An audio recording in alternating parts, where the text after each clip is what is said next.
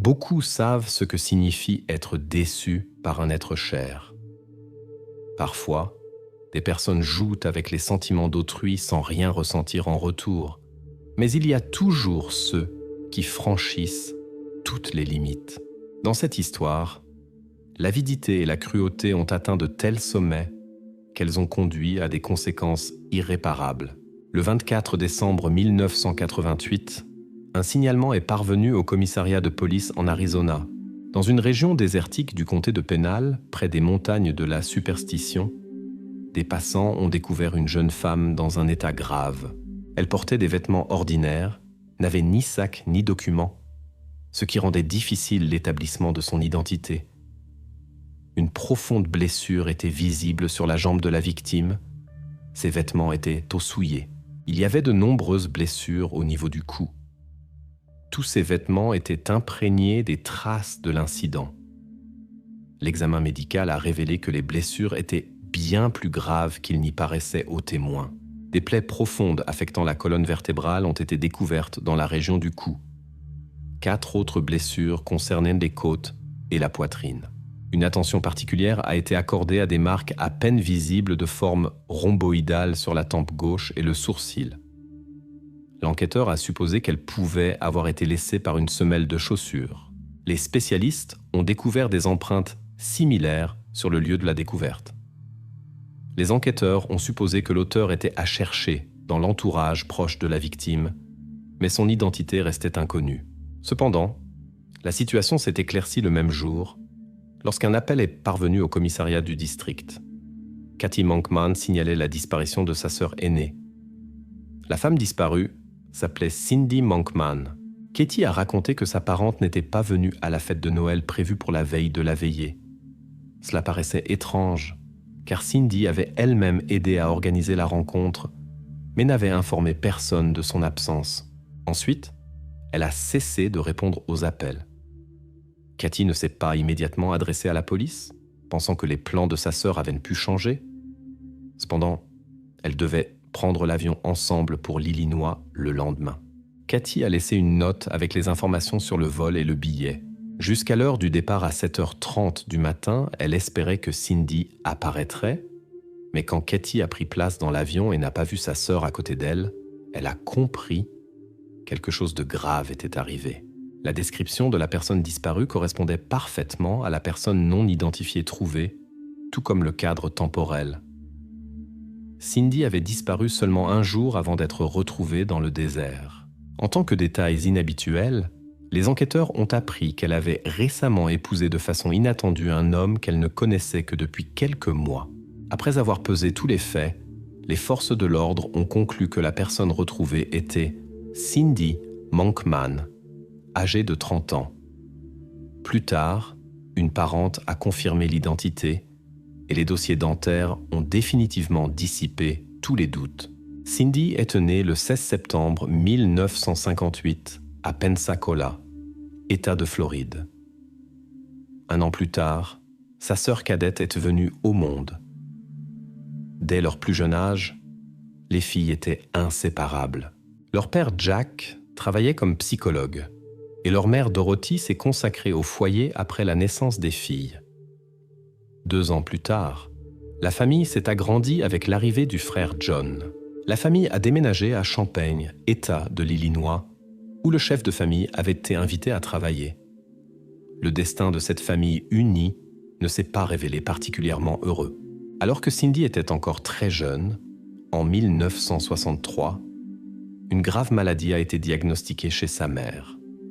2 ans plus tard, malgré tous les efforts du père, Dorothy est décédée. Jack est resté seul avec 3 jeunes enfants. Bien que ce ne fût pas facile, l'homme a réussi, avec l'aide de ses proches, à élever ses enfants.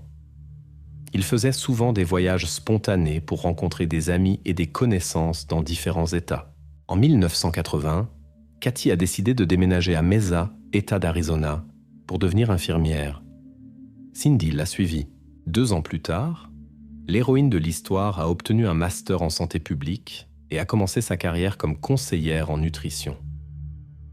En 1983, à l'âge de 25 ans, Cindy a connu une progression de carrière. On lui a proposé de diriger un centre de santé dans une grande entreprise du Minnesota. Cindy a décidé de saisir cette opportunité, bien que cela signifiait déménager loin de sa sœur, dont elle avait toujours été très proche.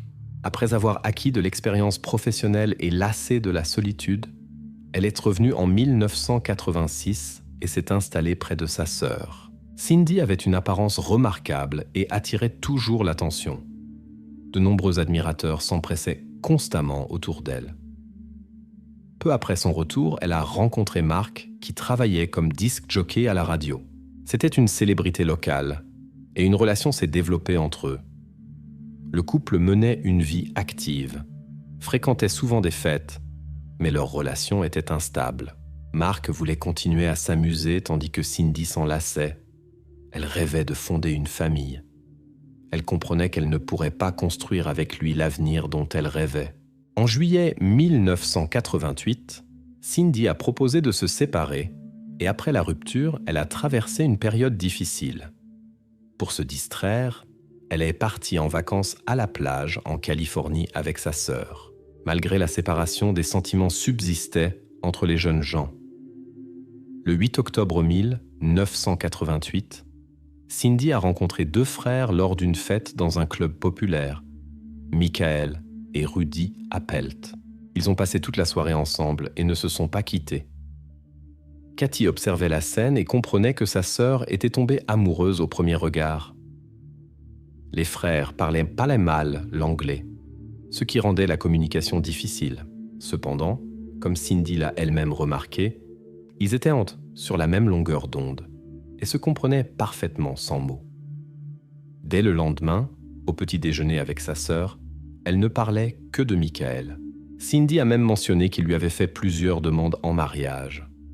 En entendant cela, Katie était assez sceptique face à cette déclaration bruyante juste après la première rencontre. Mais Cindy l'a rassurée et a expliqué que c'était simplement une méthode appropriée pour se distraire après l'échec avec Mark. L'amie d'Annette, avec qui les filles étaient venues au club, a fait la connaissance du second frère. Bientôt, la relation s'est développée rapidement. Même pas une semaine ne s'était écoulée que Rudy emménageait chez Annette et Michael chez Cindy. Tout s'est passé si vite que Katie ne pouvait pas croire à des changements aussi brusques dans la vie de sa sœur. Selon elle, c'étaient des décisions précipitées qui ne mèneraient à rien de bon. La relation a duré jusqu'au 17 décembre, lorsque Cindy s'est rendue au mariage d'une amie avec son nouveau petit ami. Là, les filles ont remarqué une bague de fiançailles à son doigt. Il s'est avéré qu'elle et Michael étaient déjà mariés. Plus tard, Cindy a raconté à sa sœur que la cérémonie avait eu lieu le 28 octobre, seulement 3 semaines après leur rencontre. Katie a été choquée par ce tournant inattendu dans le comportement de Cindy. Pour la première fois, il y avait un secret entre les sœurs. Et maintenant, ils ont découvert sa silhouette immobile. Les enquêteurs ont examiné les rares indices trouvés après l'incident avec la jeune femme. Parmi eux, des traces de pneus dans le sol sablonneux du désert. De toute évidence, on l'avait intentionnellement amené ici pour s'en débarrasser et l'abandonner dans cette région déserte. L'auteur espérait probablement qu'on ne la découvrirait jamais. Mais son plan a échoué, et Cindy a été découverte par hasard. Après avoir examiné les événements des derniers mois dans la vie de la victime, les enquêteurs ont supposé que de nouvelles relations ou un ancien petit ami offensé pourraient être liés à cet incident. La cruauté particulière de l'agresseur suggérait le caractère personnel de ce qui s'était passé. Outre les traces de pneus, on a trouvé des empreintes de pas, un morceau de corde en nylon et une serviette de plage imbibée d'un liquide rouge. Les enquêteurs ont continué à s'entretenir avec les proches de la victime et à analyser son entourage.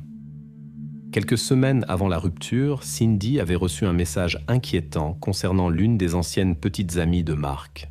L'enquête sur cette affaire était encore en cours. Tout cela éveillait des soupçons. Cathy savait que l'ex-petite amie avait essayé de restaurer sa relation avec Cindy. Ils avaient littéralement communiqué 3 jours avant l'incident. Une dispute avait éclaté entre eux lorsque la jeune femme avait annoncé son mariage. Elle avait réussi à désamorcer la situation, mais Mark avait déclaré qu'il viendrait en ville pour Noël et avait proposé à Cindy de se rencontrer. Elle avait accepté. Le matin, Michael a appelé Cathy, criant au téléphone et essayant de découvrir où se trouvait sa femme. Il était évident qu'il n'était pas sobre. La jeune femme a essayé de savoir quand il avait vu sa sœur pour la dernière fois, mais en raison de la barrière linguistique, cela n'a pas été possible.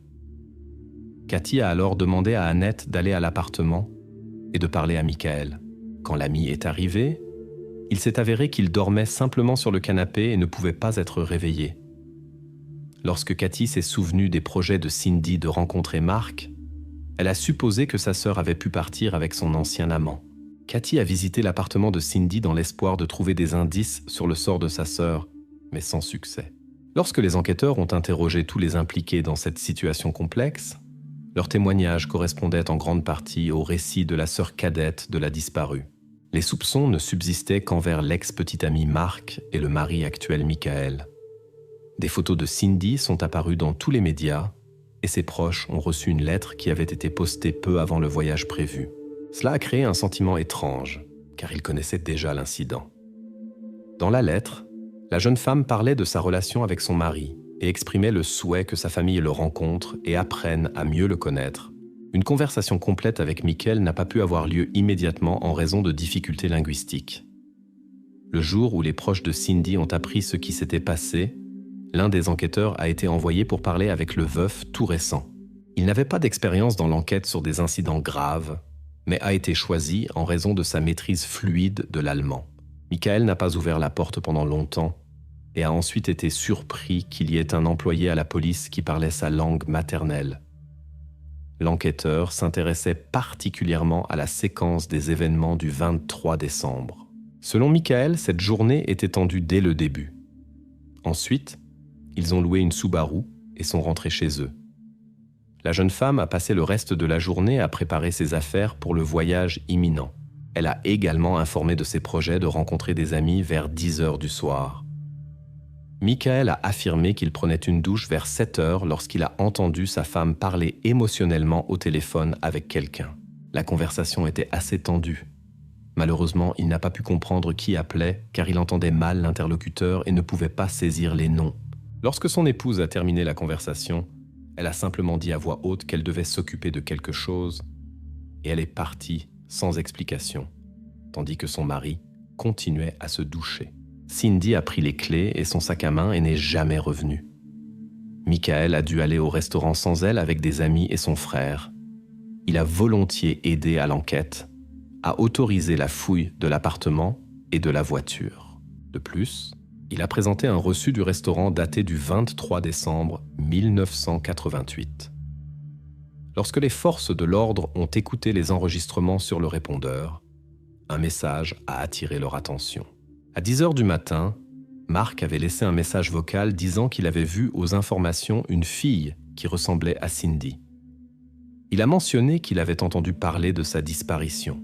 L'ex-petit ami a exprimé son inquiétude et a demandé à ce qu'on le rappelle pour s'assurer que tout allait bien. Compte tenu du fait qu'il se trouvait dans un autre état, il était étrange que Mark ait vu si rapidement les reportages d'information.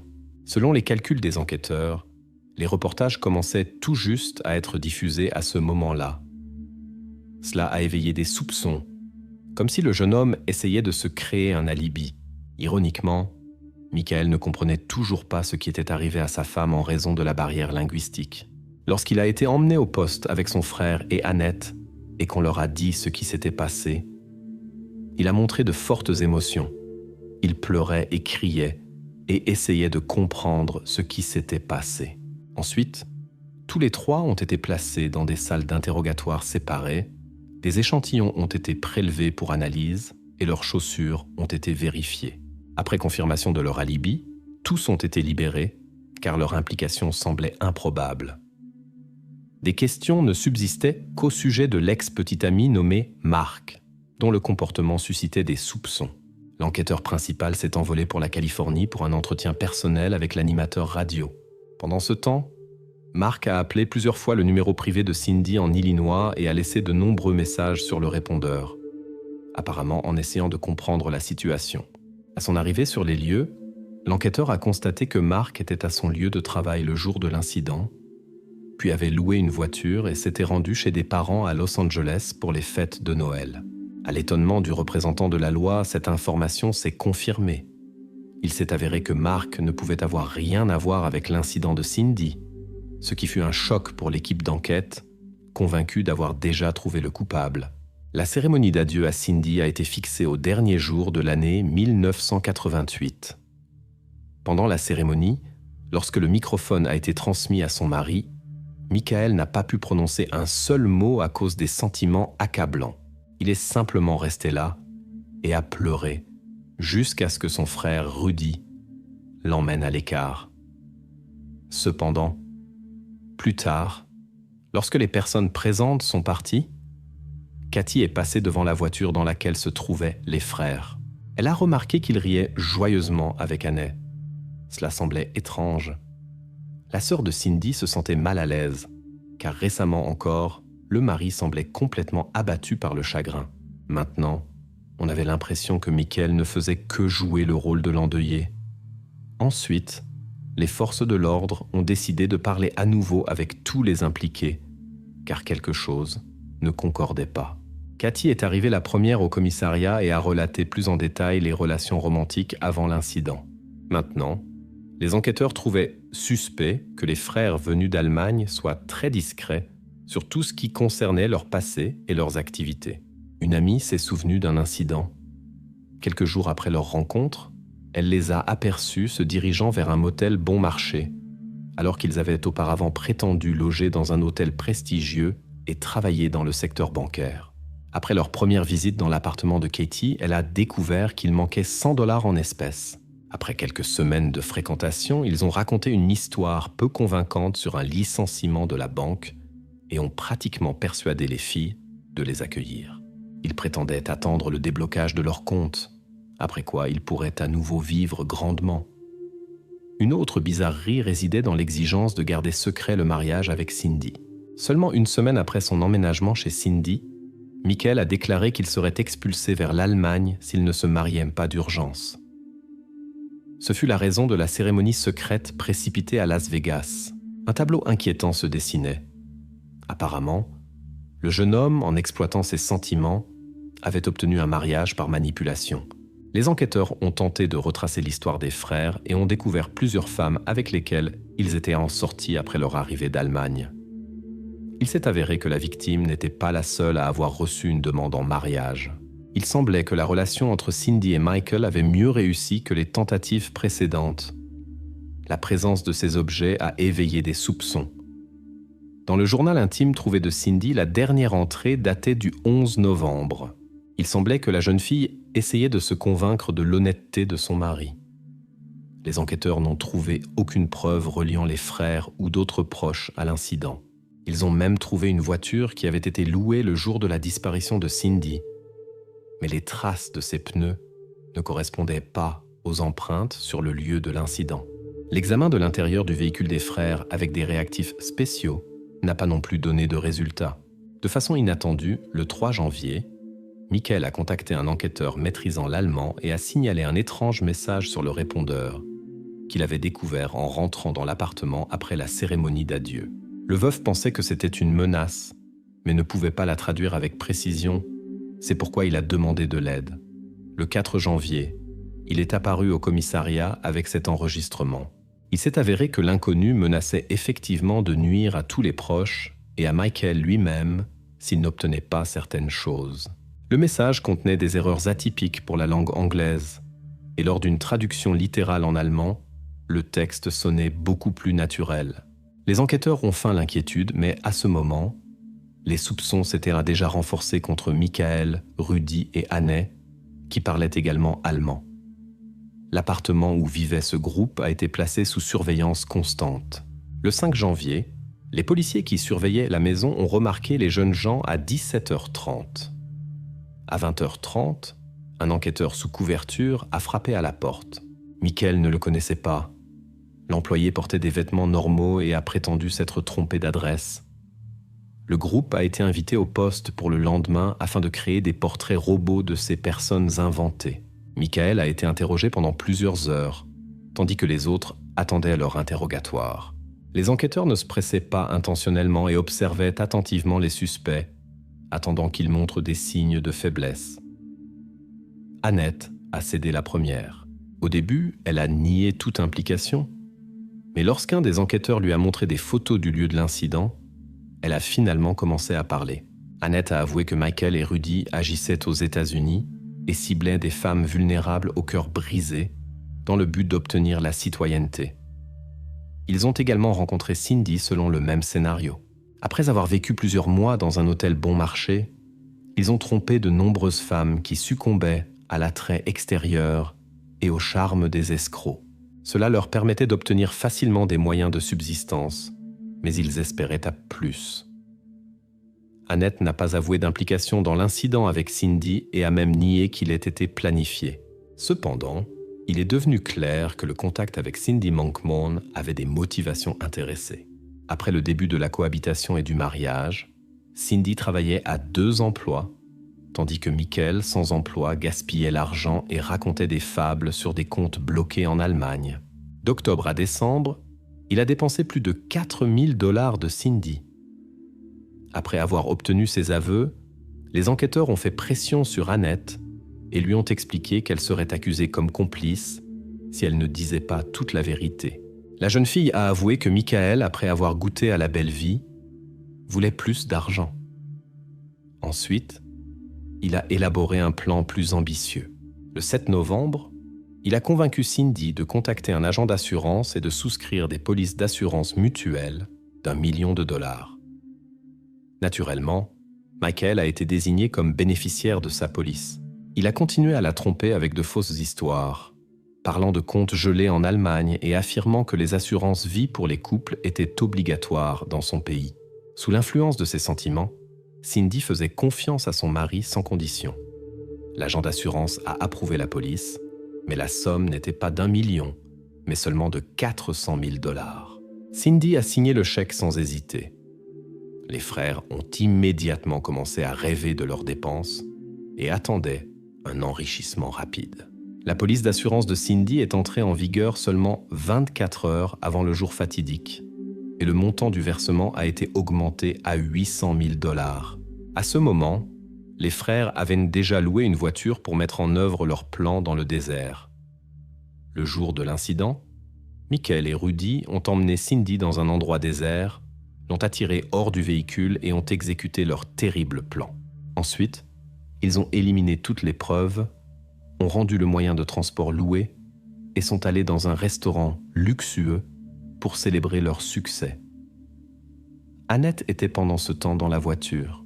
Selon ses déclarations, les frères ont mis environ 5 minutes pour exécuter leur plan. À leur retour, leurs vêtements étaient souillés. Ils se sont changés et se sont rendus à nouveau présentables pour ne laisser aucune trace dans la voiture. Tout se déroulait selon le plan et ce devait être un crime parfait qui promettait la richesse. Mais le plan a commencé à s'effondrer lorsque Cindy a été rapidement retrouvée. Michael a dû jouer le veuf endeuillé, bien qu'en réalité, il ne ressentit aucun chagrin.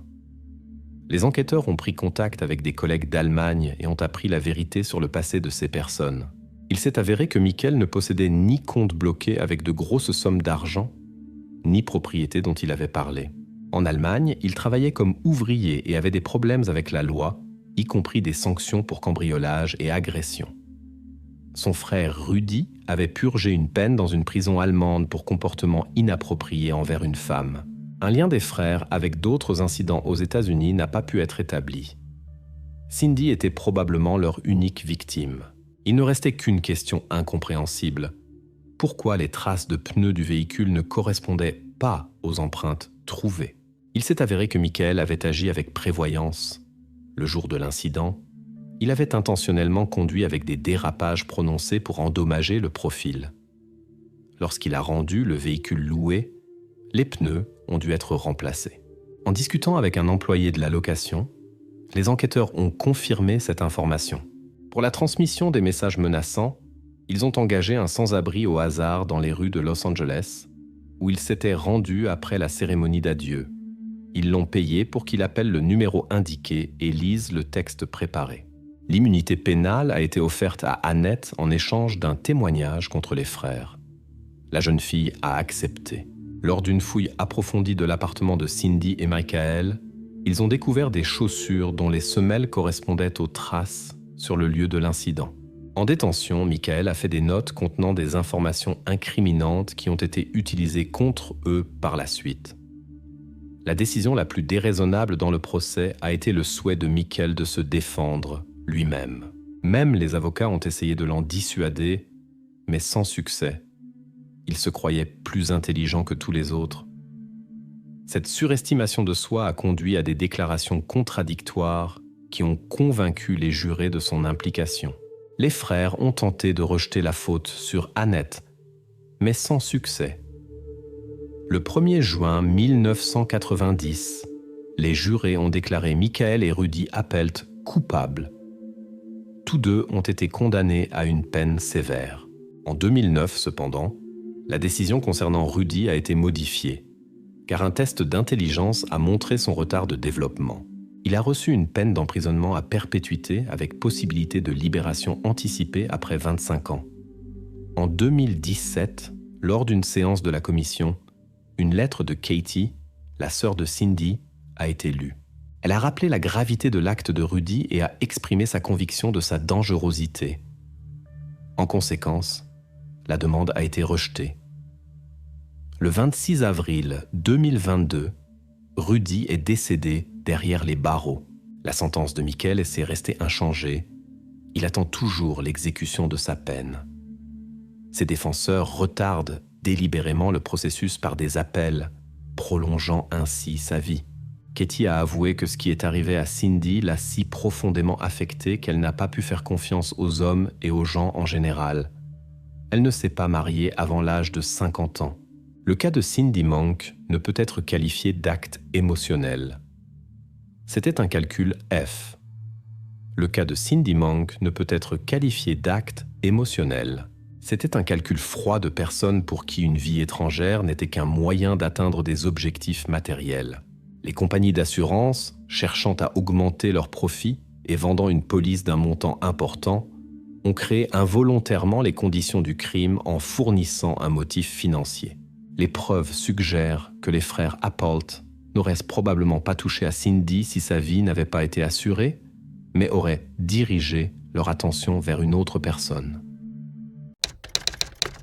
Cette histoire ne devrait pas être écoutée par les personnes trop sensibles.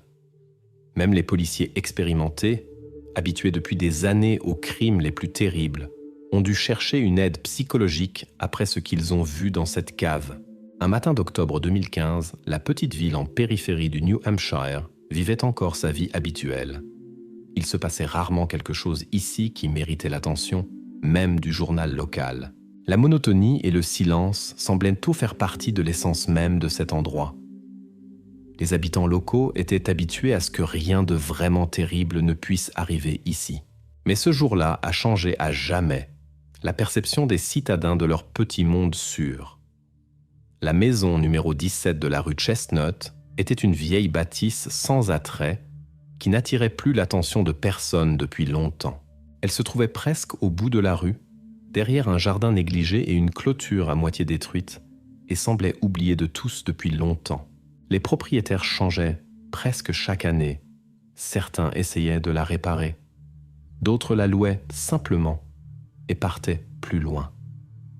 Mais l'essentiel était le même. La maison était plus souvent vide qu'habitée. Le nouveau propriétaire, John Henderson, décida de s'attaquer sérieusement à la restauration de la maison, rêvant de s'y installer enfin pour longtemps. Dès le début, il comprit qu'il y avait beaucoup de travail à faire. La maison était restée abandonnée pendant près de 2 ans. Le sous-sol était rempli de vieux meubles, d'outils cassés et d'autres détritus inutiles. C'est pourquoi John décida de commencer précisément par là, par la cave, qui lui inspirait un sentiment particulièrement désagréable. Vers le soir, John descendit par le vieil escalier grinçant. Le faible éclairage permettait à peine de distinguer les objets, mais au milieu du chaos, il remarqua un objet étrange dans un coin.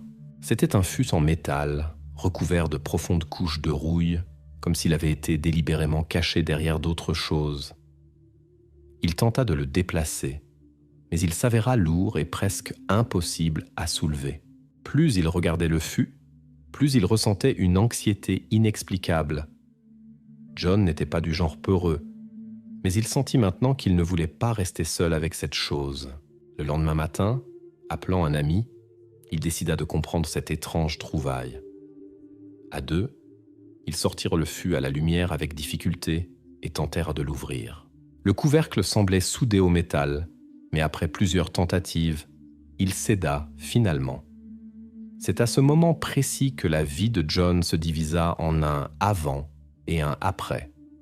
Ce qu'il vit à l'intérieur resta gravé à jamais dans sa mémoire. Il sentit ses jambes flageoler et l'air dans la cave devint lourd et visqueux. Dans une couverture qui avait perdu ses couleurs depuis longtemps, se trouvaient des restes qui étaient restés là pendant de longues années.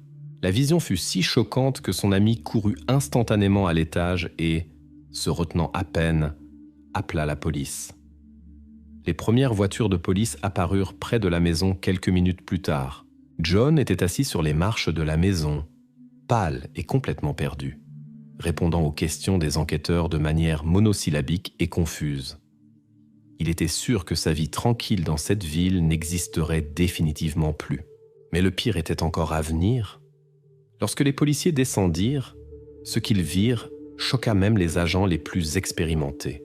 Les gardiens de l'ordre locaux, habitués aux disputes familiales et aux petits vols, restèrent figés, essayant de comprendre à quoi ils allaient être confrontés. Plus tard, alors qu'un des détectives discutait avec ses collègues, il dit « Nous pensions avoir tout vu, mais ce qu'il y avait dans ce fût a fait que beaucoup d'entre nous se sont demandé si nous ne travaillions pas dans la police depuis trop longtemps. Ce n'était pas simplement une autre scène de crime. L'atmosphère même qui entourait la découverte était insupportable. Ça sentait l'humidité, la décomposition et quelque chose d'autre, difficile à expliquer, qui faisait ressentir aux personnes dans la cave une sensation de panique, presque physique. Un des jeunes officiers, après la première inspection, sortit en courant dans la rue et mit longtemps à se remettre. Un autre demanda à être immédiatement relevé de la suite du travail sur la scène de crime. C'est cet état que les journaux locaux décrivirent plus tard par une courte phrase en allemand. Die Polizisten erlitt einen Nervenzusammenbruch bei dem Anblick. Les policiers ont subi une crise de nerfs à cette vue. L'enquête, qui commença ce jour-là, se heurta immédiatement à un grave problème. Personne en ville n'était au courant de la disparition d'une personne à l'époque où cela s'était produit. Les policiers vérifièrent les archives des 2 dernières décennies, interrogèrent les habitants locaux, mais partout, ils ne rencontrèrent que des regards surpris et des réponses négatives. Les gens commencèrent à chuchoter entre eux. La ville se remplit de rumeurs, mais aucune d'elles ne répondait à la question principale. Qui était-ce ? Des détails importants émergèrent un peu plus tard. Les experts indiquèrent une date approximative. Cela ne s'était pas produit hier, ni il y a 1 an, mais au milieu des années 90. Pendant plus de 20 ans, quelqu'un avait caché ce secret dans une maison ordinaire, par laquelle étaient passées des dizaines de personnes, sans rien soupçonner de l'horreur cachée littéralement sous leurs pieds. Les enquêteurs commencèrent à vérifier tous ceux qui avaient vécu dans la maison ou pouvaient y être liés d'une manière ou d'une autre. Le premier suspect fut l'ancien propriétaire qui avait soudainement vendu la maison à vil prix et quitté la ville sans explication.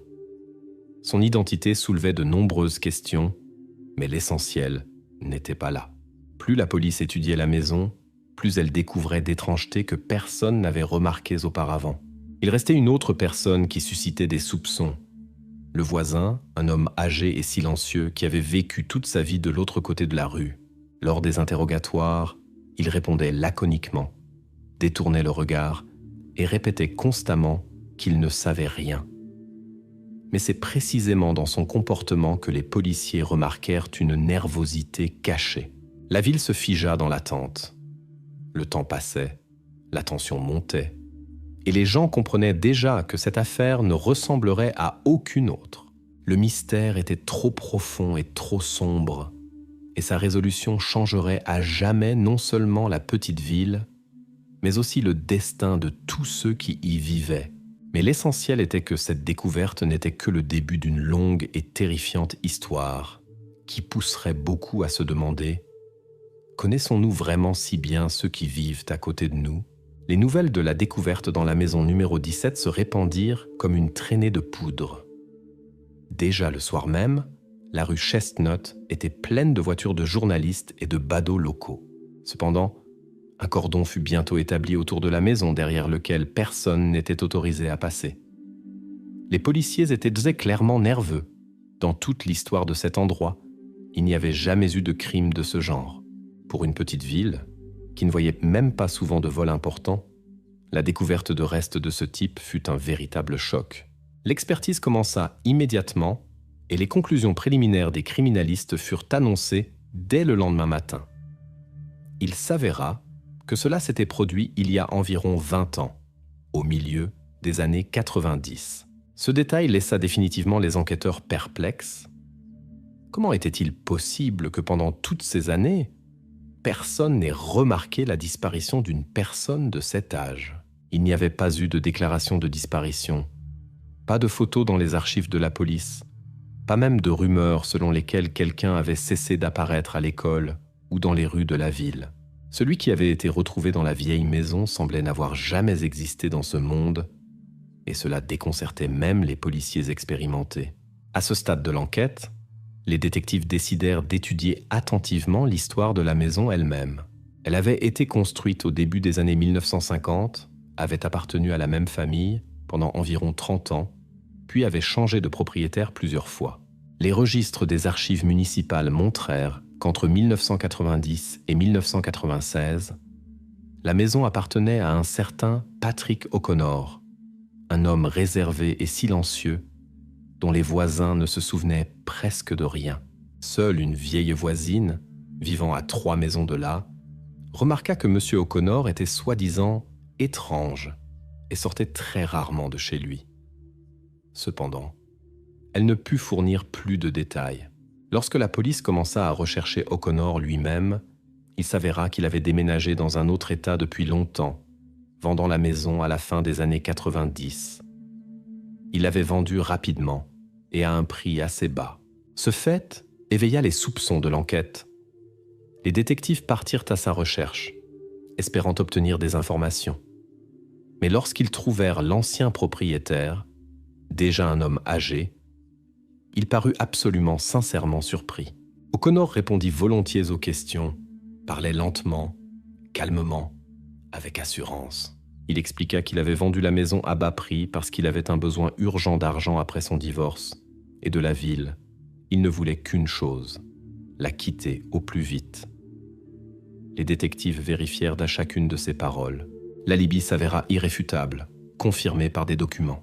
Pendant ce temps, les habitants locaux se souvenaient de plus en plus d'une autre personne, un vieil homme nommé Benjamin Sullivan, ce même voisin dont la maison se trouvait en face, de l'autre côté de la rue.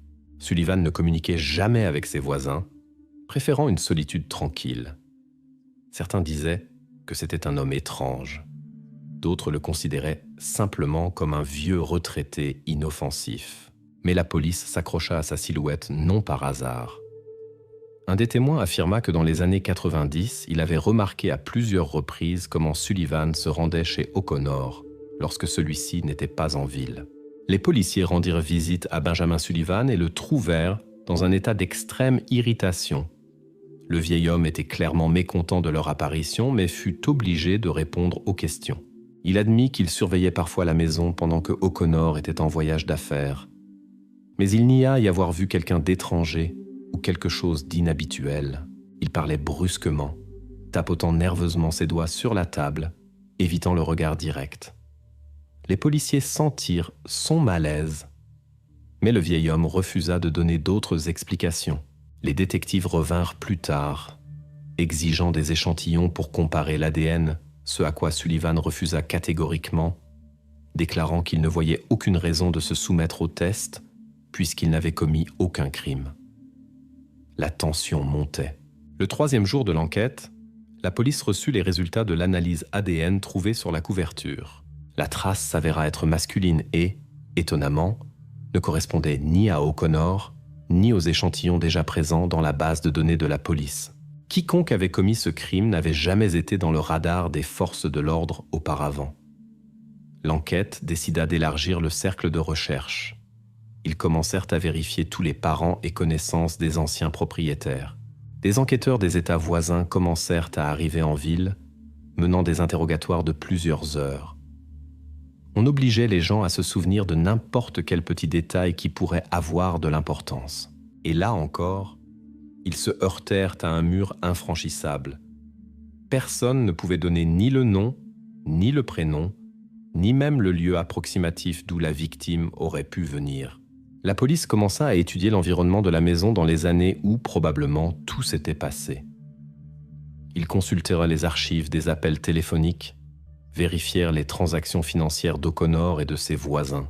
Mais tout semblait propre et lisse, sans le moindre indice. Pendant ce temps, l'atmosphère dans la ville devenait de plus en plus lourde. Les gens ne cachaient plus leur peur et leur tension, évitèrent la communication, commençaient à s'enfermer chez eux.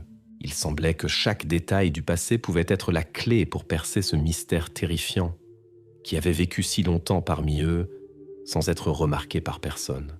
Finalement, la police obtint l'accès à de vieilles photographies des voisins et à des documents d'archives. Parmi les clichés jaunis, apparut de manière inattendue un homme que personne n'avait remarqué auparavant. Un homme grand, debout à côté d'O'Connor. Personne ne pouvait dire qui c'était. La police décida de le retrouver, mais découvrit bientôt que cet homme était mort dans un accident de voiture à la fin des années 90. La ville, plongée dans la peur et l'anxiété, commençait progressivement à réaliser qu'elle était confrontée à une histoire qui n'appartenait pas à la catégorie des crimes simples. C'était une histoire où même les policiers sentaient le sol se dérober sous leurs pieds. Personne ne comprenait encore à quel point l'abîme qui s'était ouvert sous la maison numéro 17 était profond et sombre. Mais il était déjà évident. Ce n'était vraiment pas pour les âmes sensibles. Mi-novembre 2015, la petite ville nichée au cœur des épaisses forêts du New Hampshire s'enfonçait dans une attente pesante de réponses qui ne venaient pas. Les gens avaient même cessé de partager les rumeurs entre eux, craignant de prononcer à voix haute ce qui les effrayait le plus. Un meurtrier avait vécu à leur côté pendant toutes ces années. Pendant ce temps, les détectives cherchaient le moindre indice dans le passé, épluchant de vieilles photographies, des documents oubliés et les témoignages de personnes ayant quitté cet endroit depuis longtemps. La maison numéro 17 de la rue Chestnut restait le centre de l'attention policière, bien que les policiers eux-mêmes fussent las de l'impasse interminable dans laquelle se trouvait l'affaire. Le commissaire de police du comté avoua lors d'une réunion à huis clos qu'en 20 ans de carrière, il n'avait jamais été confronté à une enquête aussi complexe. Il déclara ouvertement à ses collègues « Nous devons nous préparer à ce que cette affaire reste non résolue. » Mais personne ne voulait admettre la défaite à voix haute. Les enquêteurs décidèrent alors de retourner aux vieilles archives, dans l'espoir d'avoir manqué un petit détail auquel ils n'avaient pas prêté attention auparavant. Et effectivement, à leur grande surprise, ils découvrirent une photographie prise vers le milieu des années 90. Sur la photo se trouvaient 3 hommes. L'ancien propriétaire de la maison, Patrick O'Connor, son frère Thomas O'Connor et un inconnu qui n'était jamais apparu dans le champ de vision de la police jusqu'alors. L'homme était grand, avec une expression maussade, et se tenait légèrement en retrait des autres, comme s'il ne voulait pas être sur la photo. La vérification de cette photographie commença. Patrick O'Connor confirma que près de lui se trouvait son frère cadet Thomas, décédé dans un accident de voiture en 1998. Mais il ne put ou ne voulut pas se souvenir du nom du 3e homme. Les détectives sentirent son embarras, mais Patrick insista sur le fait qu'il connaissait à peine cet homme, rejetant silencieusement toutes les tentatives de l'enquête pour obtenir plus d'informations de sa part. La police se tourna alors vers un détective senior à la retraite qui avait travaillé dans la ville dans les années 90. Le vieux détective regarda longuement la photo, puis se souvint à contre-cœur du nom du 3e homme. C'était Gregory Miller, un homme arrivé dans la ville au début des années 90 depuis l'État du Vermont. Miller travaillait comme ouvrier sur des chantiers, changeait souvent de lieu de résidence et restait rarement au même endroit plus de quelques mois. Après 1997, personne ne l'avait revu en ville. La police se concentra désormais sur la recherche de Gregory Miller.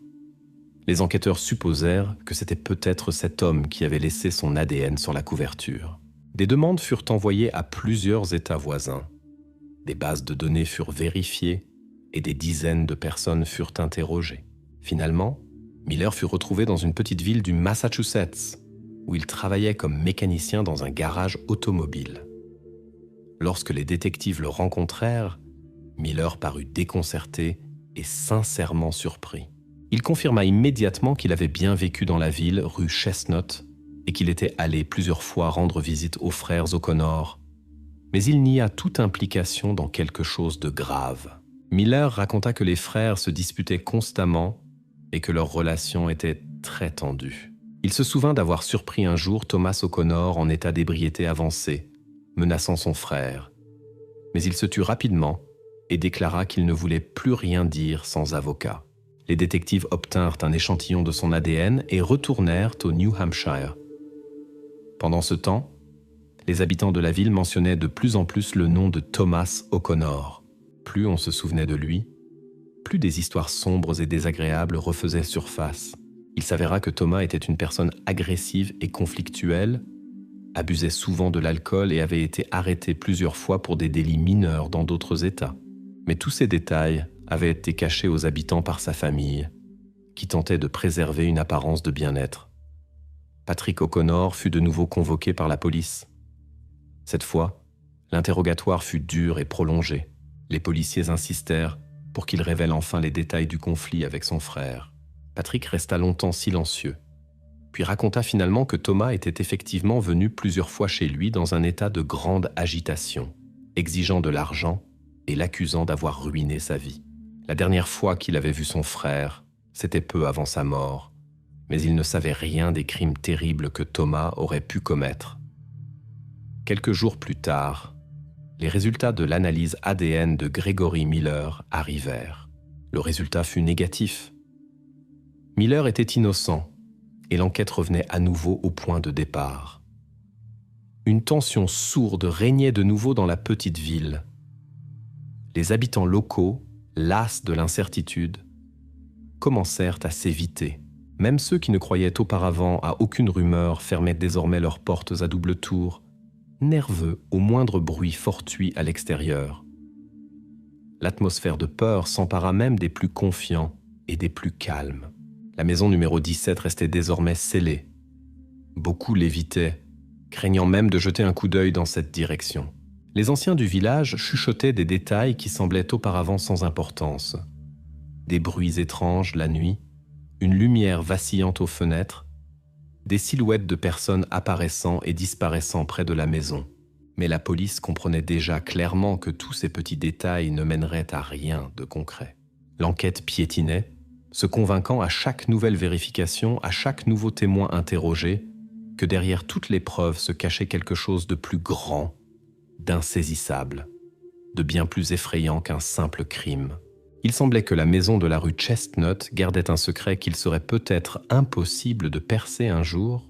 C'est cela qui faisait ressentir aux policiers, même expérimentés, un poids et une fatalité à la vue des dossiers remplis de rapports interminables et de photographies où se trouvait une vie étrangère, et où ne restait plus qu'une énigme sombre et non résolue. Le temps passait, et la petite ville en périphérie du New Hampshire s'enfonçait toujours plus profondément dans les eaux sombres d'une attente anxieuse. Les habitants, depuis longtemps las de l'enquête interminable, évitèrent de se regarder dans les yeux, comme si chacun d'eux pouvait être impliqué dans les événements d'il y a 20 ans. Cependant, malgré les efforts de la police, l'affaire restait non résolue et semblait buter contre un mur invisible. À ce moment-là, les enquêteurs commencèrent à examiner de plus près l'entourage immédiat de la maison numéro 17. L'une des figures clés redevint le voisin d'en face, Benjamin Sullivan. Sullivan, un homme âgé qui avait vécu toute sa vie dans cette maison, changea soudainement radicalement de comportement. Lorsque la police tenta de nouveau de lui parler, il se montra pour la première fois agressif, refusant l'entrée aux détectives. Un tel comportement surprit la police. Auparavant, il était réservé et froid, mais maintenant il exprimait ouvertement son hostilité. Sullivan déclara qu'il était fatigué des questions et ne dirait rien sans avocat. Lorsqu'on lui demanda un échantillon d'ADN, l'homme refusa catégoriquement, expliquant qu'il n'avait pas à se justifier d'un crime qu'il n'avait pas commis. Les enquêteurs décidèrent de vérifier ce qui préoccupait tant Sullivan et consultèrent les archives de la ville. Il apparut bientôt que la famille Sullivan vivait ici depuis plusieurs générations, et son passé s'avéra loin d'être aussi propre qu'il y paraissait à première vue. Les voisins se souvenaient que le grand-père de l'actuel propriétaire de la maison était un homme extrêmement renfermé et même sombre, et que le père de Benjamin avait été arrêté une fois par la police pour agression sur un voisin, mais s'en était tiré avec une amende et une peine avec sursis.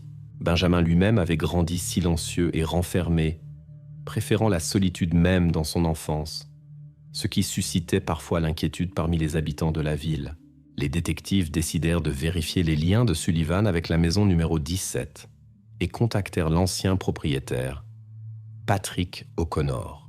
Au cours d'un nouvel interrogatoire, Patrick se souvint soudain que le voisin lui avait effectivement proposé à plusieurs reprises de vendre la maison, arguant qu'il voulait soi-disant réunir les terrains. O'Connor avait refusé, car il ressentait une étrange aversion pour Sullivan et ne voulait rien avoir à faire avec lui. C'est précisément après l'un de ces refus que Sullivan se serait fortement fâché, aurait déclaré que Patrick regretterait sa décision et lui aurait littéralement claqué la porte au nez. Ces témoignages devinrent un motif d'arrestation. Un jour gris de décembre, des voitures de police apparurent devant la maison de Sullivan et Benjamin lui-même fut emmené au poste pour un interrogatoire officiel. La ville fut instantanément saisie d'inquiétude car pour la première fois depuis de nombreuses années, la police nommait ouvertement un suspect. Sullivan répondit froidement et brièvement, niant tout lien avec le crime. Lorsqu'on lui proposa de nouveau de se soumettre volontairement au test ADN, il accepta étonnamment après un silence, déclarant qu'il en avait assez de cette persécution et voulait prouver son innocence. Pendant l'attente des résultats de l'expertise, les policiers commencèrent à fouiller les vieilles archives et les effets personnels de Sullivan, essayant de trouver le moindre lien avec ce qui s'était passé au milieu des années 90. Ils examinèrent chaque papier, chaque vieil album, chaque lettre qu'ils purent découvrir dans sa maison. Et voilà qu'en fouillant une pile de vieilles photographies jaunies par le temps, les détectives tombèrent sur une photo qui les glaça sur place. Sur la photographie, datée approximativement de 1994, était immortalisé un pique-nique, manifestement quelque part dans la forêt près de la ville. Parmi plusieurs personnes inconnues au premier plan était assis Sullivan lui-même, et à côté de lui, une fillette blonde qui ressemblait étrangement à l'image obtenue après la reconstruction faciale de la victime trouvée dans la cave. Tous deux souriaient, comme s'ils étaient très proches. Les policiers, stupéfaits par la découverte, envoyèrent immédiatement la photo pour une expertise supplémentaire. Sullivan, pendant ce temps, restait au poste de police, totalement convaincu qu'il serait bientôt libéré. Et il avait raison. Le résultat du test ADN revint négatif. Sullivan n'était pas l'homme dont la trace génétique avait été laissée sur les lieux du crime. Malgré cela, la police le convoqua de nouveau pour interrogatoire. Lorsqu'on lui montra la photographie, l'expression de Sullivan changea pour la première fois en une véritable confusion et anxiété. Il resta silencieux pendant plusieurs minutes, examinant la photo, puis admit à contre-cœur qu'il connaissait effectivement la fillette, mais refusa d'expliquer qui elle était, déclarant qu'il ne se souvenait pas des détails de ce jour-là. Les détectives insistèrent, mais Sullivan répéta obstinément qu'il avait tout oublié. Il avait l'air épuisé, comme si la simple pensée du passé lui causait de la douleur. Après l'interrogatoire, la police dut le laisser rentrer chez lui, faute de motifs sérieux pour le retenir. Mais la photo était déjà devenue une sensation au sein du service de police. Le lendemain, d'autres photographies furent trouvées dans les archives, prises à la même période, sur lesquelles figuraient les mêmes personnes. Au centre du groupe se trouvait à nouveau la même fillette blonde, et à côté d'elle, sur plusieurs clichés, se tenait un homme que personne de la police n'avait vu auparavant et dont les témoins n'avaient pas parlé. Les enquêteurs commencèrent à vérifier les anciennes listes d'habitants, les archives des écoles, les photographies des journaux locaux, essayant d'établir l'identité de l'inconnu. Mais il semblait s'être dissous dans le temps, ne laissant derrière lui que des contours flous sur le vieux papier photographique. La ville replongea dans une attente pesante. Sullivan sortait maintenant rarement dans la rue, évitait les regards des voisins et avait presque cessé de communiquer même avec ses proches. Il devint encore plus renfermé qu'auparavant, et il semblait qu'il était tourmenté non seulement par les soupçons de la police, mais aussi par quelque chose de beaucoup plus profond et douloureux. Les policiers continuaient à examiner silencieusement les vieilles photos, ressentant l'anxiété de voir la résolution de l'affaire s'éloigner de plus en plus. Aucun d'eux ne se doutait alors que la prochaine découverte, faite presque par hasard, changerait leur perception de tout ce qui semblait clair et les obligerait à regarder d'un œil nouveau chaque personne de cette paisible petite ville. Alors que les habitants de la petite ville se repliaient définitivement sur eux-mêmes, l'équipe d'enquête continuait de passer en revue sans succès des dizaines de photographies et de documents d'archives, essayant de saisir le moindre indice. Finalement, dans l'une des vieilles boîtes de documents, une lettre fut découverte, qui s'avéra être la clé d'une nouvelle piste. La lettre était écrite à la main par l'ancien propriétaire de la maison lui-même, Patrick O'Connor, à la fin des années 90. Il y mentionnait son frère, Thomas O'Connor, avec qui il n'avait plus de contact depuis de nombreuses années. Les enquêteurs remarquèrent que Patrick décrivait son frère comme une personne au caractère complexe, colérique et instable, dont l'apparition en ville était toujours liée à des ennuis. La police convoqua immédiatement Patrick pour un nouvel interrogatoire qui se déroula cette fois dans une atmosphère tendue, presque sans pause ni ménagement. Les enquêteurs étaient déterminés. Patrick semblait fatigué et irrité. Mais cette fois, il n'esquiva pas et raconta beaucoup plus qu'auparavant. Selon lui, Thomas était effectivement venu en ville vers le milieu des années 90, précisément à la période où tout s'était passé. Patrick se souvenait que son frère avait l'air épuisé et était constamment au bord de la crise de nerfs. Leur relation était si tendue que Patrick avait demandé à son frère de quitter sa maison dès le 3e jour de son séjour. Après cela, ils ne se sont plus jamais parlé.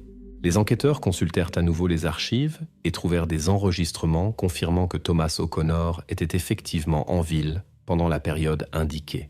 Ils réussirent également à trouver des témoins qu'il avait vus à ce moment-là. L'une des voisines se souvenait clairement comment Thomas marchait dans la rue tard le soir, parlant tout seul et exprimant une certaine agressivité par geste.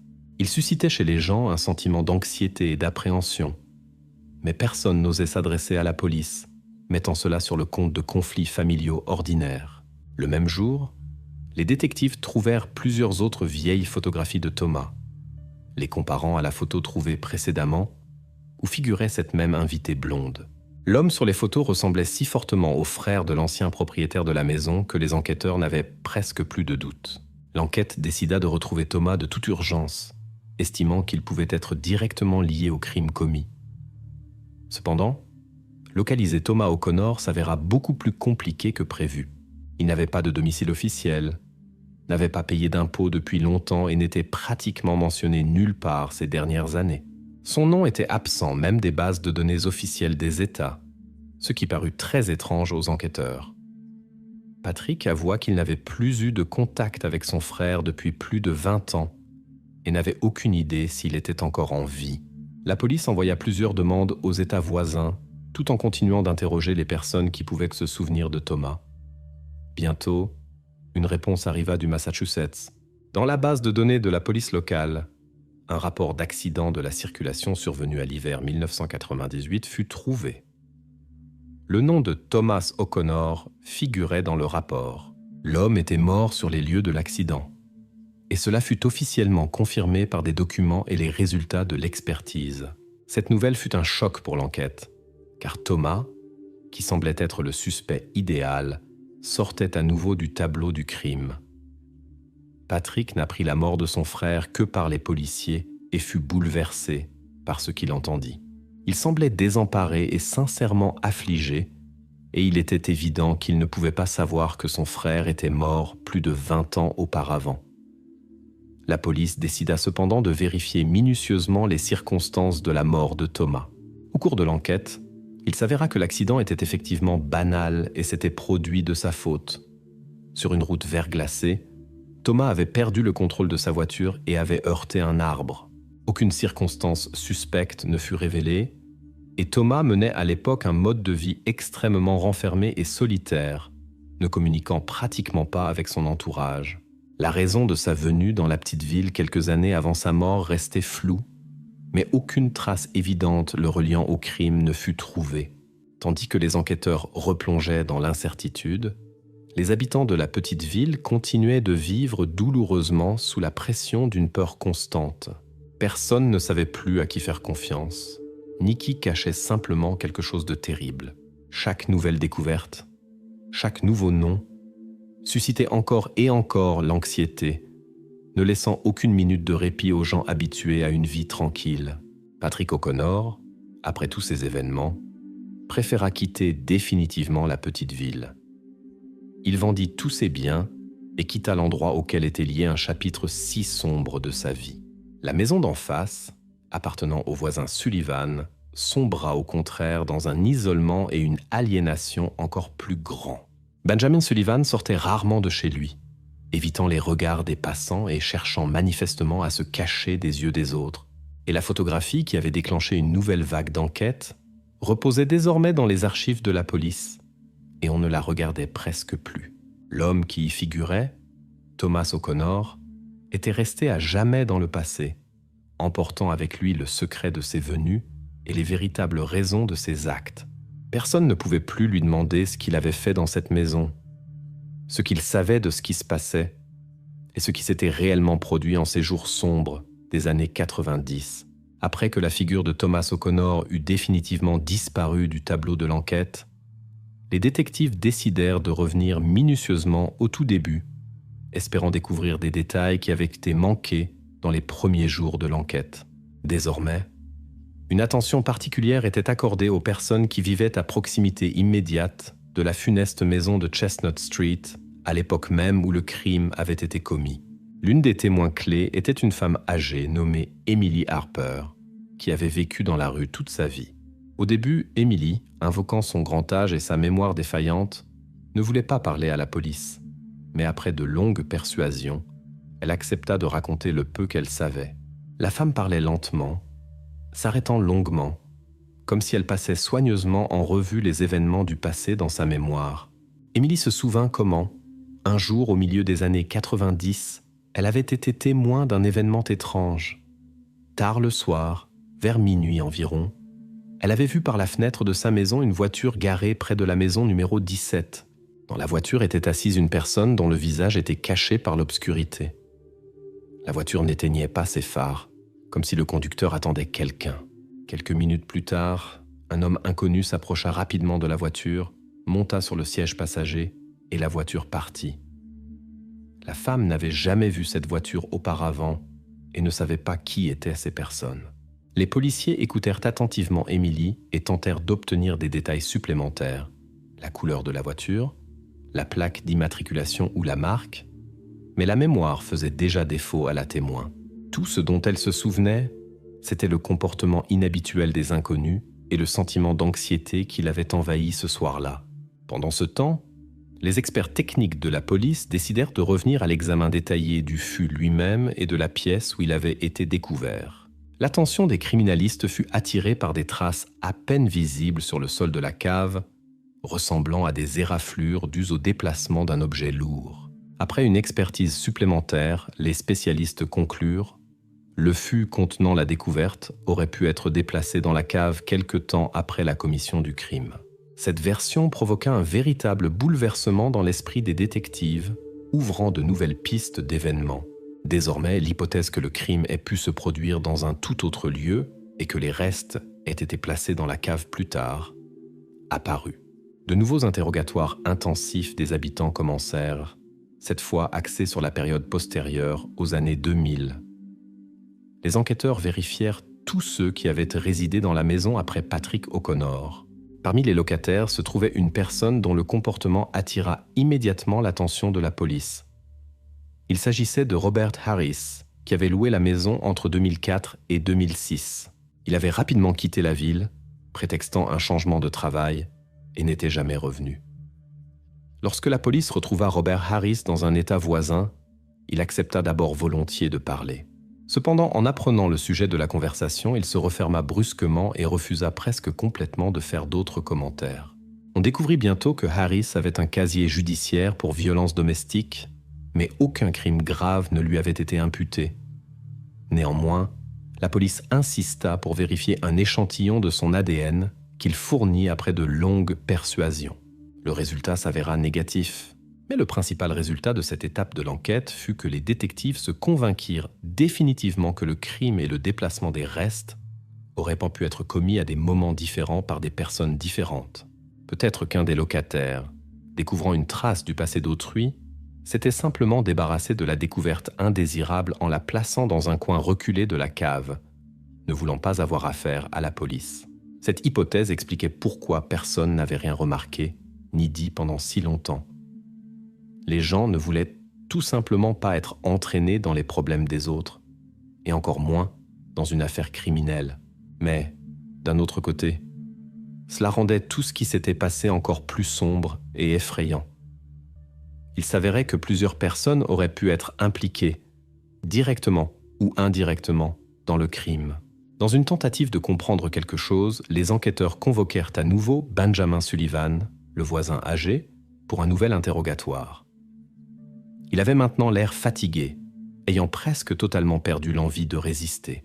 Sullivan confirma qu'il avait vu Robert Harris et d'autres locataires à plusieurs reprises, mais n'avait jamais parlé personnellement avec aucun d'eux. Il avoua également qu'au début des années 2000, il avait vu des inconnus qui transportaient quelque chose dans la maison. À la question de savoir pourquoi il n'en avait pas informé la police plus tôt, Sullivan répondit sèchement « Ce n'était pas ma maison et pas mes problèmes ». Maintenant, de nombreuses années plus tard, sa réponse ne sonnait pas seulement froidement, mais aussi d'une indifférence effrayante. Après cette conversation, la police décida que Sullivan ne cachait vraiment rien et n'était très probablement pas impliqué dans ce qui s'était passé. Néanmoins, les détectives ne pouvaient se défaire du sentiment qu'il en savait plus qu'il ne le disait et qu'il était simplement fatigué de résister au passé. Finalement, dans les archives de la bibliothèque municipale, trouvées par hasard lors de la vérification de documents de presse, les enquêteurs tombèrent sur un article de 1995. Il y était question d'un incident mineur. Un homme inconnu avait été aperçu près de la maison numéro 17 sur Chestnut Street, après quoi il avait rapidement disparu. L'article ne contenait pas de détails, si ce n'est que l'homme avait paru suspect aux habitants locaux. Aucune photographie n'accompagnait l'article, mais la mention de cet homme suscita à nouveau des pensées troublantes dans l'esprit des policiers. Essayant de comprendre ce qui pouvait relier toutes ces personnes et événements, les détectives examinèrent une fois de plus les vieilles photographies, lettres et documents. Mais les réponses leur échappaient, ne laissant qu'un sentiment d'impuissance et de désespoir.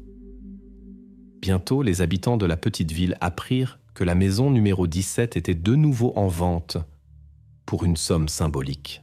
Personne parmi les locaux n'envisagea même de l'acquérir, comme s'ils comprenaient déjà que le sombre secret était lié à jamais à cet endroit.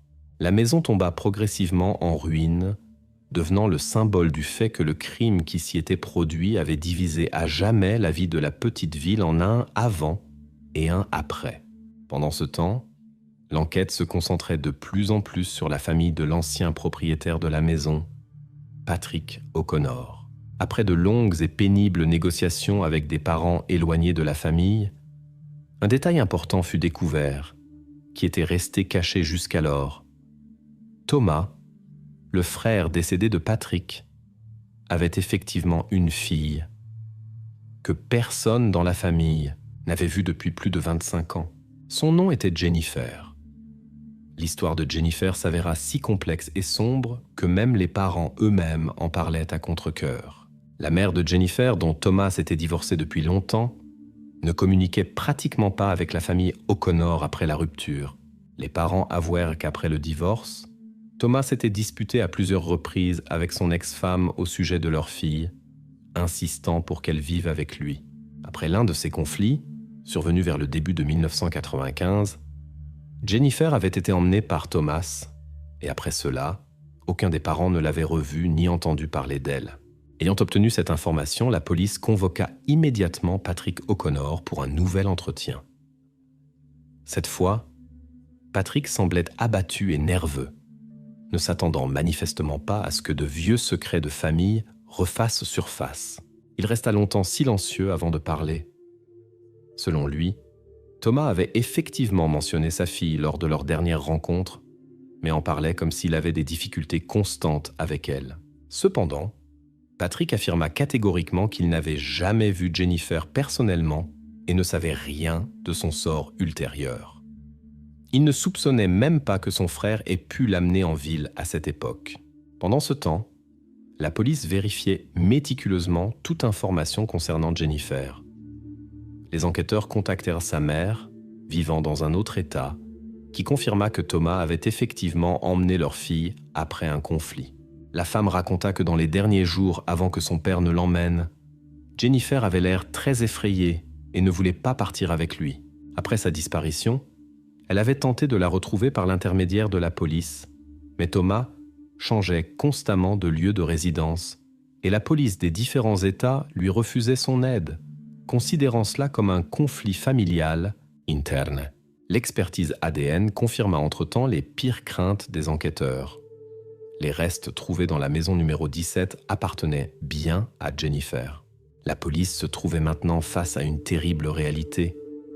La parente de Patrick, la fille de Thomas, que l'on croyait simplement disparue depuis de nombreuses années, avait été là tout ce temps, et personne ne s'en était douté. Lorsque cette information fut communiquée à Patrick, il parut absolument anéanti. L'homme ne comprenait manifestement pas comment une telle chose avait pu se produire littéralement sous ses pieds. Il insista sur le fait que Thomas n'avait jamais mentionné avoir amené Jennifer dans la maison de Chestnut Street. Cependant, la police doutait de ses paroles. Il était clair que Patrick tentait de se distancier au maximum du terrible crime qui s'était produit dans sa propre maison. Les parents, apprenant la vérité, furent également choqués et commencèrent immédiatement à émettre leurs propres hypothèses. Beaucoup d'entre eux considéraient Thomas capable d'un tel crime, compte tenu notamment de son caractère difficile et de sa tendance à l'agressivité. Selon eux, la cause de la tragédie aurait pu être qu'il n'avait pas réussi à élever sa fille et avait décidé de résoudre ainsi les problèmes rencontrés. Cette version fut activement discutée parmi les parents, convaincus que c'était bien Thomas le coupable de la tragédie. Cependant, malgré ce tableau si clair, les criminalistes s'attendaient à un nouveau rebondissement, qui fit douter les enquêteurs de la véracité de cette théorie. Les résultats d'une nouvelle analyse de l'ADN trouvée sur la couverture montrèrent que le matériel génétique n'appartenait pas du tout à Thomas O'Connor. De plus, cette trace génétique indiquait clairement un parent de la famille, et qui plus est, une personne qui était en vie et avait vécu tout ce temps à proximité du lieu du crime. Cette nouvelle secoua non seulement la police, mais aussi les membres de la famille eux-mêmes. Les soupçons se déplacèrent désormais sur quelqu'un qui n'avait même pas attiré l'attention de la police auparavant. Les enquêteurs comprirent que le criminel s'était trouvé tout ce temps à proximité, certain de son impunité absolue. Et maintenant, la tâche n'était plus qu'une: déterminer précisément qui, parmi les membres de la famille, avait pu cacher un secret aussi terrible pendant tant d'années. La vérification suivante concerna tous les parents résidant dans la ville et ses environs. Parmi eux se trouvait le cousin germain de Thomas et Patrick, William O'Connor, un homme que l'on avait toujours considéré comme un membre exemplaire de la société. Il travaillait comme comptable, vivait tranquillement et modestement, participait régulièrement à la vie publique de la ville et n'avait jamais éveillé les soupçons. C'est pourquoi, lorsque la police le convoqua pour interrogatoire et exigea un échantillon d'ADN, il fut stupéfait et même offensé par une telle approche. William fournit l'échantillon d'ADN sans résistance, affirmant avec assurance qu'il n'avait rien à cacher et que la police perdait simplement son temps. Pendant que les criminalistes attendirent les résultats, les enquêteurs commencèrent à vérifier attentivement le passé de William. Il s'avéra que, malgré sa réputation impeccable, il avait eu de petits problèmes avec la loi dans sa jeunesse, notamment pour harcèlement envers des femmes, mais il avait alors réussi à éviter une peine sévère. Les parents racontèrent que William avait toujours été trop renfermé et essayait de se tenir à l'écart des événements familiaux, préférant sa solitude. Ces détails alertèrent l'enquête. Et voilà, quelques jours plus tard, les résultats de l'analyse ADN arrivèrent. Le résultat fut sans équivoque. La trace appartenait bien à William O'Connor. Lorsque les enquêteurs lui annoncèrent cette nouvelle, William perdit pour la première fois son calme et commença à être visiblement nerveux. Il resta silencieux quelques minutes, puis déclara qu'il avait besoin d'un avocat. La police comprit enfin qu'elle était sur le point de résoudre l'un des crimes les plus terribles de l'histoire de la petite ville. Et il ne restait plus qu'à obliger William à raconter la vérité sur comment et pourquoi il avait commis ce qui avait choqué toute la ville après tant d'années. Après avoir obtenu les résultats ADN irréfutables, William O'Connor se trouvait en cellule de détention provisoire, en attente de son interrogatoire. Tous ceux qui le connaissaient personnellement ne pouvaient croire que cet homme calme et discret soit impliqué dans un crime aussi cruel. Néanmoins, les faits parlaient d'eux-mêmes. Sa trace génétique ne laissait aucun doute à la police quant à son implication dans les événements qui avaient secoué toute la ville. L'interrogatoire dura plusieurs heures. Initialement, William refusa catégoriquement d'admettre sa culpabilité et même de parler de ce sujet. Mais les enquêteurs lui présentèrent non seulement les résultats ADN, mais aussi des détails qui prouvaient de manière convaincante son implication. Finalement, après une longue pression et des appels répétés à dire la vérité, il céda enfin. Lorsque William commença à raconter, un silence oppressant s'installa dans la salle d'interrogatoire. Il parlait lentement et doucement, s'arrêtant parfois, comme s'il essayait de comprendre comment il en était arrivé à prononcer à voix haute cette terrible vérité pour la première fois. Il s'avéra qu'au milieu des années 90, Thomas, le père de Jennifer, était effectivement venu voir son frère Patrick en ville. Avec lui se trouvait sa fille, que Thomas ne pouvait pas laisser à la maison en raison du conflit avec sa mère. Arrivé en ville, Thomas s'installa chez Patrick, mais leurs relations se détériorèrent rapidement. Thomas demanda alors à William, qui vivait dans la maison voisine et était leur cousin germain, de s'occuper de Jennifer pendant un certain temps, jusqu'à ce qu'il règle ses affaires avec Patrick. Au début, William accepta, car personne ne soupçonnait rien de mal chez lui, et Jennifer elle-même se sentait assez à l'aise dans sa maison. Cependant, après un certain temps, elle commença à s'inquiéter, à demander quand son père reviendrait, et à demander constamment à rentrer chez elle. Cela commença à irriter William, qui n'était pas habitué à la présence d'autres personnes dans sa maison et perdait rapidement patience. Un soir, un conflit éclata entre eux. Jennifer tenta de quitter la maison, mais William, craignant qu'elle ne raconte aux parents son comportement brutal, l'arrêta en utilisant la force. La situation dégénéra rapidement et William, perdant son sang-froid, commit l'acte terrible qui fut découvert de nombreuses années plus tard dans la maison de Patrick. Après l'incident, il paniqua et tenta de se débarrasser des traces. Profitant du départ temporaire de Patrick et de l'absence de Thomas, il pénétra dans la maison de son parent et plaça les restes dans le fût métallique, qu'il cacha ensuite dans la cave, parmi les vieux détritus et les gravats de construction. Il était convaincu que personne ne découvrirait jamais ce qu'il avait fait. Après tout, la maison était abandonnée et Patrick allait bientôt quitter la ville. Au fil du temps, William se persuada presque que cela n'était jamais arrivé. Il reprit une vie normale, continua à travailler comme comptable, maintint sa réputation de citoyen exemplaire et évita tout soupçon. Parfois, il passait devant la maison de Chestnut Street, mais à chaque fois, il s'obligeait à ne pas penser à ce qui s'était passé, espérant qu'avec le temps, son crime serait oublié et resterait à jamais un secret. Pendant ce temps, Thomas, ne retrouvant pas Jennifer à son retour en ville, pensa que la jeune fille s'était enfuie chez sa mère. En raison des nombreux conflits et de l'aversion mutuelle, ils ne communiquaient pratiquement pas, de sorte que ni Thomas ni la mère de Jennifer n'apprirent jamais la vérité sur son sort. Ils se blâmèrent mutuellement pour sa disparition et n'essayèrent pas de clarifier la situation jusqu'au bout. Patrick non plus ne savait rien de ce qui s'était passé. Il vendit simplement la maison et partit, fatigué des problèmes sans fin avec son frère. Ainsi, cette tragédie resta complètement cachée à tous ses participants. Et seul William, restant l'unique gardien du terrible secret, vécut toute sa vie avec le lourd fardeau de sa culpabilité. Après les aveux de William, la petite ville sombra dans le choc. Personne ne pouvait croire qu'un homme calme et discret ait caché un crime aussi cruel pendant tant d'années. La famille O'Connor fut complètement détruite par cette nouvelle, et de nombreux parents cessèrent à jamais de se parler, se sentant coupables de n'avoir rien remarqué d'anormal. William fut arrêté et placé en détention, en attendant son procès.